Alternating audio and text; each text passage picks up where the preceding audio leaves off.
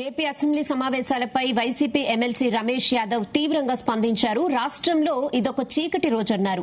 DSC అక్రమాలపై చర్చకు ప్రతిపాదిస్తే అక్రమాలు బయటపడతాయనే భయంతో చర్చను వాయిదా వేశారని ఆరోపించారు. ఈ అక్రమాల వెనుక మంత్రి నారా లోకేష్ హస్తం కూడా ఉందన్నారు. చంద్రబాబు ప్రమాణ స్వీకారం చేసిన సెప్టెంబర్ 1వ తేదీని ప్రపంచ వెన్నుపోటు దినోత్సవంగా తాము భావిస్తున్నామన్నారు. ఆధారాలతో సహా నిరూపిస్తే నారా లోకేష్ రాజీనామాకు సిద్దమని సవాల్ విసిరారు. మా దురదృష్టమో పరీక్ష రాసిన విద్యార్థుల దురదృష్టమో తెలియదు, కానీ ఇంత పెద్ద సీరియస్ ఇష్యూ రాష్ట్రంలో జరుగుతున్న ఈ ప్రభుత్వం, ఈ వెన్నుపోటు పార్టీ ప్రభుత్వం చేసిన అక్రమాలు మేము ఎక్కడ బయట పెడతామనే ఉద్దేశంతో ఈరోజు చర్చకు అనుమతించకుండా సభ వాయిదా వేయడం జరిగింది. ఒకే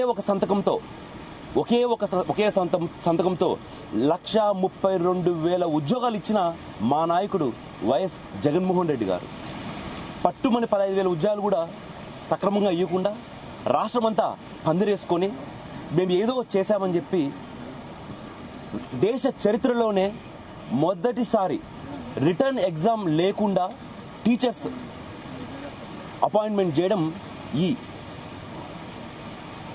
వెన్నుపోటు పార్టీలోనే జరిగింది.